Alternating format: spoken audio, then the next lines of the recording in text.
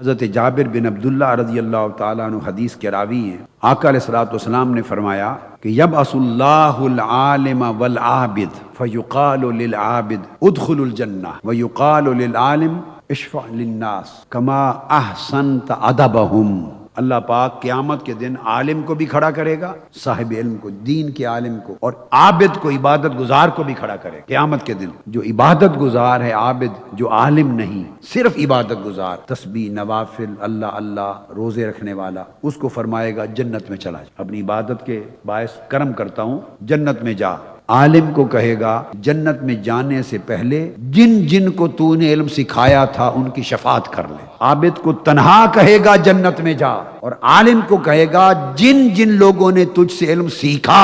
ان سب کی سفارش کر، ان کو ساتھ جنت میں لے جا۔ آقا علیہ السلام نے فرمایا کہ علم رکھنے والا، صاحب علم، عالم،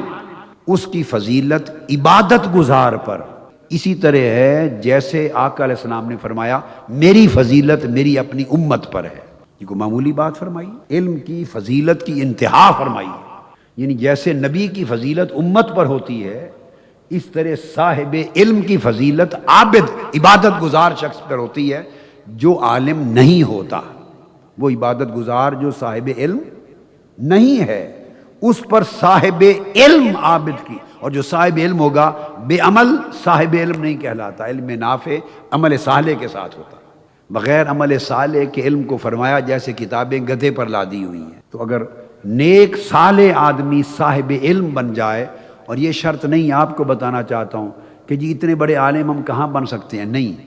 جتنا پڑھ لیں اتنا آپ صاحب علم ہے، اتنی فضیلت مل جائے۔ حلقہ عرفان القرآن قائم کریں، قرآن کا ترجمہ پڑھ لیں، حدیث پڑھ لیں، ہفت روزہ 15 روزہ ماہانہ درس شروع کریں، علم کے نوٹ بنائیں، لائبریری بنائیں، شغف پیدا کریں، کیسٹ کے ذریعے نوٹس بنائیں، سیکھیں، جتنا علم حاصل کر لیں اتنی فضیلت آپ کی بڑھتی چلی جائے گی اللہ کے حضور۔ تو جو شخص اپنے فرائض ادا کر دے اور خیر کا علم سیکھ کر آگے سکھا دے،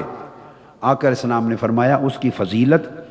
مجاہد پر، اللہ کی راہ میں جہاد کرنے والے اور راتوں کو عبادت کرنے والے عبادت گزار پر، اس کی فضیلت، اس علم دین اور خیر کا علم سکھانے والے کی فضیلت اس طرح ہے جیسے میری فضیلت تمہارے میں سے کسی ادنا ترین شخص کے اوپر میری فضیلت ہے۔ جو فرق مجھ میں اور تم میں سے ادنا شخص کے درمیان درجے کا ہے، اس طرح اس شخص کے درمیان جو علم سیکھتا اور سکھاتا ہے اور راتوں کے جاگ کر عبادت کرنے والے اور اللہ کی راہ میں جہاد کرنے والے پر اس کی فضیلت اس طرح کی ہے۔ پھر آقا علیہ الصلوۃ والسلام نے فرمایا، یہ حضرت عبداللہ ابن عباس رضی اللہ تعالیٰ عنہ حدیث کے راوی، ارشاد فرمایا آقا علیہ السلام نے فضل المؤمن العالم علی المؤمن العابد 70 درجہ۔ دونوں طرف مومن ہوں، مگر ایک مومن عابد ہو، عبادت گزار، ساری رات جاگ کر عبادت کرتا ہو، دن کو روزے رکھتا ہو، تسبیح پڑھتا ہو، نوافل پڑھتا ہو، ایک طرف وہ عبادت گزار مومن ہے اور دوسری طرف علم رکھنے والا مومن ہے، دین کا، علم کا حامل، علم دین کا حامل مومن ہے۔ آقا علیہ السلام نے فرمایا اس کی فضیلت مومن عابد پر 70 درجے زیادہ ہے۔ حضرت ابو ہریرہ رضی اللہ تعالیٰ عنہ وہ فرماتے ہیں اگر میں کچھ لمحے بیٹھ کر دین کی فقہ کا علم حاصل کروں، یعنی قرآن اور حدیث کو پڑھوں اور اس میں سے احکام اور مسائل کو استنباط کروں، نکالوں، تو 1-2 گھنٹے دین کے احکام قرآن و حدیث کے نکالنا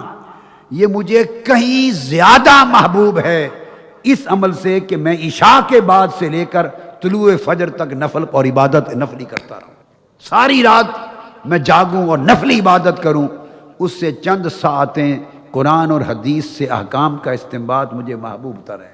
یہ حضرت ابو ہریرہ رضی اللہ تعالیٰ عنہ فرما رہے ہیں۔ صحابہ کرام کا شغف علم کیا تھا؟ تحریک کے کارکن سارے کام کرتے ہیں، دعوت کے لیے بھاگ کھڑے ہوں گے، سارے کام کر لیں گے، مگر شغف علم، علم کا کلچر اپنے اندر پیدا نہیں کیا۔ اب آج کے بعد آپ کا سب سے اول فریضہ تحریک منہاج القرآن کے ذریعے آقا علیہ السلام کی امت میں علم کے کلچر کو زندہ کرنا آپ کا فریضہ ہے۔ گھر گھر لائبریری بنانا، قرآن ما ترجمہ، تفسیر، کتب حدیث، آپ کے پاس اپنا ذخیرہ سینکڑوں کتب کا ہے، پھر اس کے بعد اور کوئی حد ہی نہیں ہے کتب کی اور اکابر اور بزرگوں کی، جن کی چاہیں پڑھیں، مطالعے کو شغف بنائیں، اپنے اوپر سونا حرام کر لیں ہر رات جب تک کچھ نہ کچھ پڑھ نہ لیں، کچھ تسبیح کریں، اللہ اللہ کریں، نماز پڑھیں اور کچھ مطالعہ کریں، گھنٹہ، آدھا گھنٹہ، 2 گھنٹے ترجمہ کے ساتھ قرآن پڑھیں، المنہاج السوی پڑھیں، عقائد کی کتاب التوحید پڑھیں، آقا علیہ السلام کی سیرت الرسول پڑھیں، حضور کی تصوف کی حسن اعمال پڑھیں، حسن اخلاق پڑھیں، حسن احوال پڑھیں، تذکرے اور صحبتیں پڑھیں، پھر بے شمار سینکڑوں کتب ہیں احادیث کی، کو 70 کے قریب تو صرف حدیث پر کتابیں آ چکی ہیں اب تک، 60 سے 70 کے درمیان ترجمے کے ساتھ ہیں، کیا مشکل ہے آپ، اور جو پڑھیں اس کو یاد کریں،